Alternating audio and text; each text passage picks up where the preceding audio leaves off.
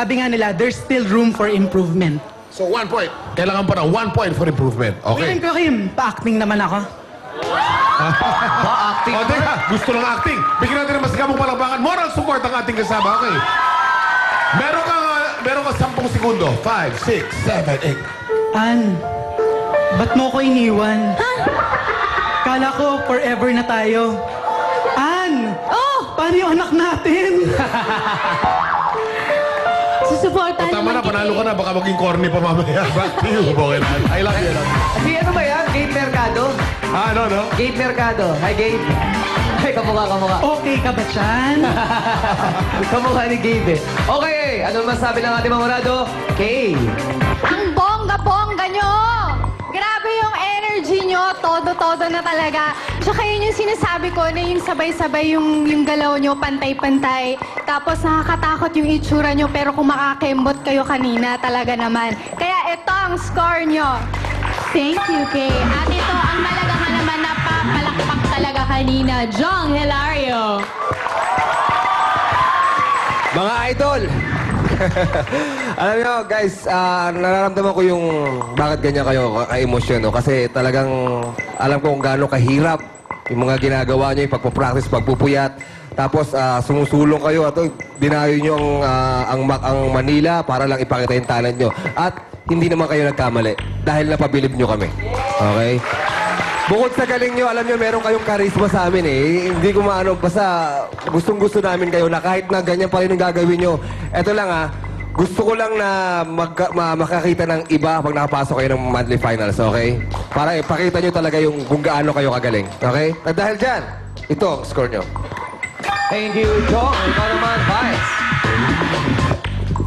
Alam mo, kinikilabutan ako. Sobrang kinikilabutan ako, walang halong biro. At habang sumasayo kayo kanina, bago pa kayo magsimula, nagdadasal na ako.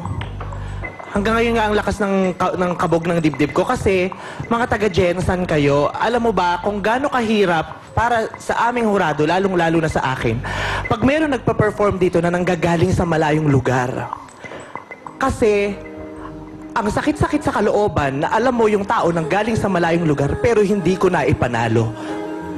Pero ang dami, sabi ko sana magaling tong taga-Jensan kasi ayoko na namang masisi pag natalo to at masabihan ng masasakit na salita na wala akong kapuso-puso nang galing to sa malayo, hindi ko man lang kinonsider yun. 'Di ba? Alam ko sa maraming pagkakataon, ang dami kong puso ng mga magulang na nasaktan dahil yung mga anak nila hindi ko na ipanalo rito. Pero sana pong maintindihan nyo rin na magkakaiba tayo ng opinyon. May mga pagkakataon na, oo, ang layo ng pinanggalingan, ng galing ng Davao, ng galing ng Zamboanga, ng galing ng ibang bahagi ng Mindanao. Pero hindi ko ho kasi kayang ikompormiso yung totoong nararamdaman ko. Kung hindi po ako nag-enjoy, hindi ko po pwedeng sabihin, okay, nag-enjoy ako para lang mapagbigyan ko yung kagustuhan ninyo. Ang bigat-bigat ho sa akin yun na sabihin kong hindi ako na-entertain eh. Kahit alam kong may masasaktan, kaya lang hindi kasi talaga ako na-entertain pag sinabi kong hindi ako na-entertain.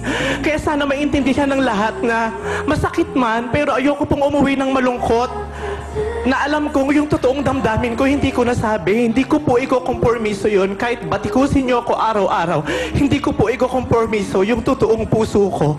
Kasi makukuha nyo, masisip-sip nyo, mauubos nyo yung talento ko, pero yung karakter ko at pagkatao ko, hindi ko po ibibigay sa inyo.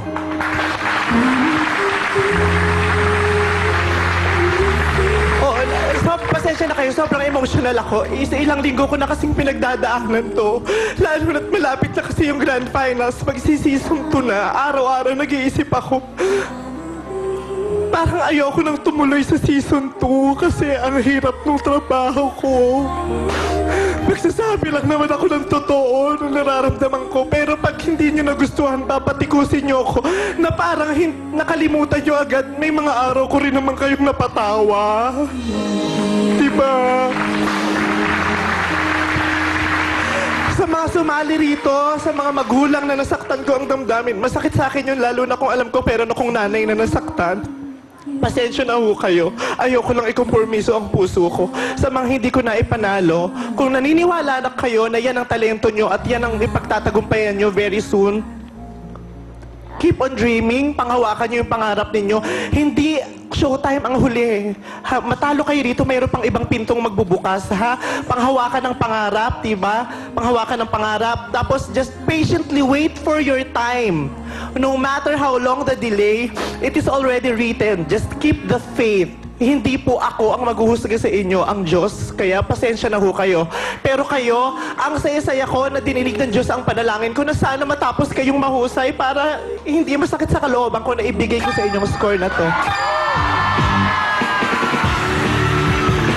Thank you so much, Vice. Okay, ngayon naman, punta tayo kay Mr. Papa Bubong.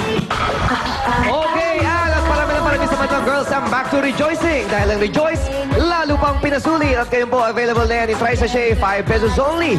At dalawa sa mga girls ang may ayos na hair. Kaya naman girls, ipakita nyo sa amin ang inyong ayos na dance moves. Dahil ito na, pinakabagong song and dance craze from Rejoice. Ayos! I'm back to rejoicing, aayos. Pagtulog, pagising, aayos. I'm back to rejoicing, aayos. Sa iyo din pala, babalik ang ganda, aayos. Okay girls, dahil sobrang smooth na parang hinabi ilang buhok nyo, ito ang para sa inyo, Rejoice Gift Packs plus 5,000 pesos each. Kaya tuloy-tuloy na po ang paggamit ng Rejoice. Try Sachet at 5 pesos only. Handog sa inyo ng Procter & Gamble. Rejoice, ayos sa ganda, ayos sa presyo. At susunod na ang pambato ng Iloilo sa pagbabalik yan ng Your Show, Your Time, it's... Tayo tumalo.